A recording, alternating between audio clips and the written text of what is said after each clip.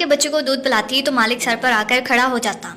मुझको शर्म आती मगर मालिक को कुछ ना कहती क्योंकि 25,000 तनख्वाह मिलती थी और मैं अपना 25,000 गंवाना नहीं चाहती थी। लेकिन एक रात मालिक का बच्चा बुखार में तपने लगा। मालिक ने दवाई दी और कहने लगा, आज रात रुक जाओ। मैं मान गई मगर उस रात होश उड़ गए जब मालिक ने, मेरे शौहर की तनख्वाह बहुत ज़्यादा कलील थी, बामुश्किल ही घर का गुजारा हो पाता था। फिर उस पर मेरा छोटा सा चंद माह का बच्चा, मैं उसे छोड़कर घर के कामकाज के लिए नहीं जा सकती थी ना ही कहीं मुलाजमत कर सकती थी। एक बार मेरी पड़ोसी ने मुझे एक ऐसी बात कही जिसे सुनकर मैं सोच में पड़ गई थी, लेकिन मुझे लगा कि शायद मेरा शौहर मुझे इस बात की इजाज़त ना दे। वो काम की नोयत ही कुछ ऐसी थी। वो कहने लगी कि इसके कोई जानने वाले हैं जिन्हें ऐसी औरत की ज़रूरत है जो इनके बच्चे के लिए रज़ाई माँ बन सके। अपनी पड़ोसन की बात सुनकर मैं चुप सी हो गई थी। वो कहने लगी, वो बहुत अमीर है और उसे अपने बेटे से बहुत मोहब्बत है, इसकी खातिर तो वो तुम्हें बहुत अच्छी कीमत देगा। मैंने कहा कि मेरा शौहर शायद मुझे इस बात की इजाज़त ना दे। मेरी पड़ोसन कहने लगी, एक बार तुम पहले मेरे साथ चलो और उनसे पूछो कि वो तुम्हें इसकी क्या कीमत देंगे।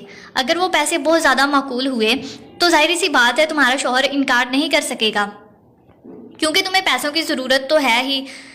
फिर वो अच्छी खुराक भी देंगे और फिर तुम्हारे बच्चे को भी इस चीज़ का फ़ायदा होगा। ये सोचकर मैं चुप सी हो गई थी। जाहिर सी बात थी, मेरे शौहर की बहुत कलील सी तनख्वाह थी, मेरा इसमें गुजर बसर नहीं होता था, ना ही मैं अच्छी खुराक खा सकती थी। मेरा बच्चा भी बेहद कमज़ोर सा था और औलाद की खातिर मैं ये कदम उठाने के लिए भी तैयार थी। हालांकि किसी दूसरे बच्चे को गोद में भरना और अपने ही बच्चे के साथ उसे शरीक बनाना आसान तो नहीं होता, लेकिन अपने बच्चे की खातिर मैं ये सब करने के लिए तैयार थी। मुझे भी अपनी पड़ोसन की बात ठीक ही लगी कि पहले मैं इन लोगों से बात कर लूं, ताकि अगर मुझे वहाँ से अच्छी तनख्वाह मिलने की उम्मीद हुई तो शौहर को भी कायल कर लूँगी। अगले रोज़ मैं अपने बच्चे को गोद में लेकर पड़ोसन के साथ उनके बंगले में पहुँच गई। वो वाकई बेतहाशा अमीर लोग थे। जब मैं अंदर गई तो इस घर की मालकिन टांग पे टांग रखे सोफे पे बैठी थी और बच्चा बेतहाशा रो रहा था और एक मुलाजमा की गोद में था जो इसे फीडर पिला रही थी, लेकिन बच्चा दूध नहीं पी रहा था। मालकिन ने मुझे सर से पैर तक बड़े गौर से देखा और उसके चेहरे पर नागवारी सी छा गई थी।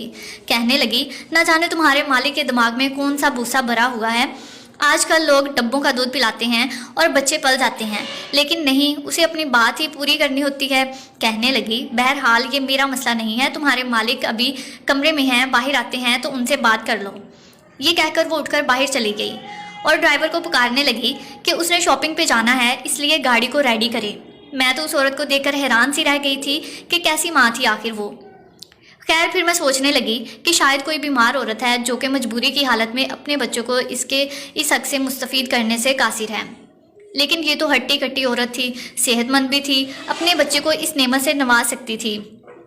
लेकिन शायद आजकल की मॉडर्न किस्म की माएँ ऐसी ही होती हैं, अपने बच्चों को मुलाजमा के रहमो करम पर ही पालती हैं, उसे सीने से लगाने की बजाय मुलाजमा के हाथ में दे देती हैं।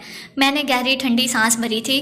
वक्त की बात थी, मेरे पास इतने पैसे ना थे कि अच्छी खुराक खाती ताकि मेरा बेटा भी सेहतमंद होता, और इस औरत के पास सब कुछ है, लेकिन ये फिर भी अपनी औलाद को इसके हक से महरूम रख रखी है।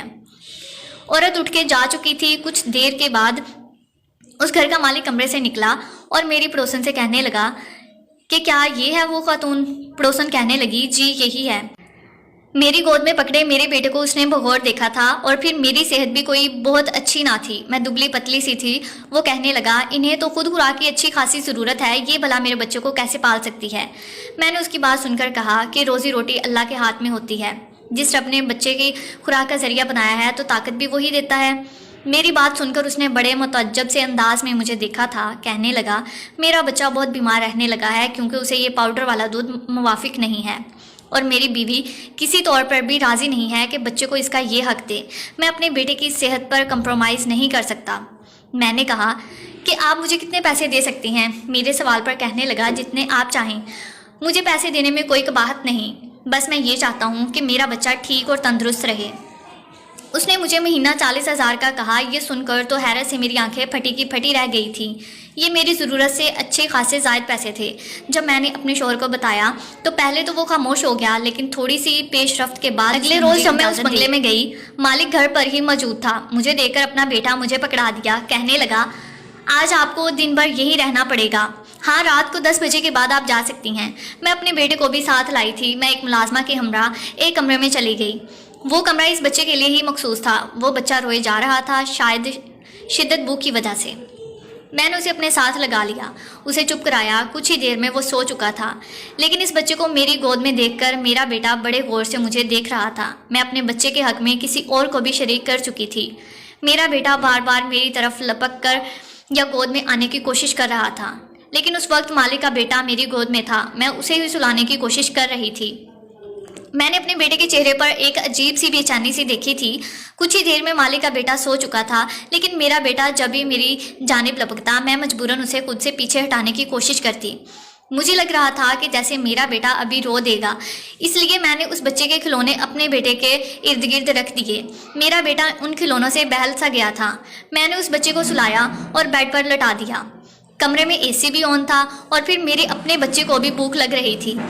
کچھ اس کا بھی سونے کا وقت تھا۔ میں نے اپنے بیٹے کو بھی سلا لیا، لیکن اب سوچ رہی تھی کہ اسے لٹاؤں گی کہاں۔ بیڈ تو ان مالک کا تھا اور مالک کے بیٹے کا تھا۔ میں نے اپنے بیٹے کو زمین پر ہی لٹا دیا اور خود بھی اس کے برابر میں بیٹھ گئی۔ ابھی کچھ ہی دیر ہوئی تھی، مجھے وہاں بیٹھے ہوئے کمرے کا دروازہ کھلا اور ایک ملازمہ کمرے میں داخل۔ اس کے ہاتھ میں دودھ کا گلاس تھا، وہ اس نے مجھے تھما دیا۔ میں اسے حیرت سے دیکھنے لگی، کہنے لگی، مالک کہہ رہی ہیں کہ اسے تم پیو اور کچھ دیر بعد میں تمہیں پھل بھی لا کر دوں گی، وہ بھی سارے کا سارا تمہیں کھانا پڑے گا۔ یہ سن کر تو مجھے حیرت ہوئی۔ میں نے کہا، میں یہ سب کیسے کھاؤں گی؟ وہ ملازمہ کہنے لگی، مالک کا حکم ہے، وہ کہہ رہے تھے کہ آپ خوراک اچھی کھائیں گی تبھی ان کا بیٹا بھی صحت مند رہے گا۔ یہ سن کر میں نے دودھ کا گلاس پی لیا۔ پورے 1 سال بعد میں نے دودھ کا گلاس پیا تھا، ورنہ تو روز بس 2 گھونٹ دودھ 1 کپ چائے میں ڈال کر پتلی سی چائے ہی پینے کو ملتی تھی۔ ساتھ ساتھ نہ جانے کیوں میری آنکھوں سے آنسو بہ رہے تھے۔ وقت بھی انسان کو کیسے کیسے موڑ دکھاتا ہے نا۔ کہا کہ میں ایک ایک روٹی کو ترستی تھی اور یہاں میرے سامنے دنیا جہاں کی ہر نعمت رکھی تھی۔ صرف اس مالک کے بچے کے توسط سے 4-5 دن میں ہی میری صحت میں واضح فرق آنا شروع ہوا تھا۔ لیکن ایک چیز جو میں نے محسوس کی وہ یہ تھی کہ جب بھی میں مالک کے بیٹے کو کمرے میں لے کے جاتی، کچھ دیر بعد ہی مالک کسی نہ کسی بہانے سے کمرے میں آ جاتا ہے۔ مجھے بڑی عجیب سی نظروں سے دیکھتا، مجھے الجھن سی محسوس ہوتی۔ میں فوراً سے اس کے بچے کو گود سے اتار دیتی۔ وہ مجھے اپنے بیٹے کے متعلق پوچھنے لگتا۔ مجھے اپنے مالک کی یہ حرکت بہت بری سی لگتی تھی کہ وہ کیوں کمرے میں بلا جھجک چلا آتا ہے۔ جب 4-5 دن یہی سلسلہ جاری رہا تو پھر میں نے ایک دن کہہ دیا کہ دیکھیں، مجھے یوں اچھا نہیں لگتا، آپ بار بار کمرے میں کیوں آتے ہیں؟ میری بات پر اس کے ماتھے پر بل پڑے، کہنے لگا، سچی بات بتاؤں آپ کو؟ میں نے کہا، جی فرمائیے۔ وہ کہنے لگا، دیکھیں، میں آپ کو جو کھانے پینے میں اتنے لوازمات پیش کرتا ہوں صرف اس لیے کرتا ہوں تاکہ میرا بچہ اچھی صحت کا مالک ہو۔ بس مجھے یہ وہم رہتا ہے کہ ہو سکتا ہے آپ میرے بیٹے کے بجائے اپنے بیٹے پر زیادہ توجہ دیتی ہوں۔ میں اگر پیسہ خرچ کر رہا ہوں تو اپنی اولاد کے لیے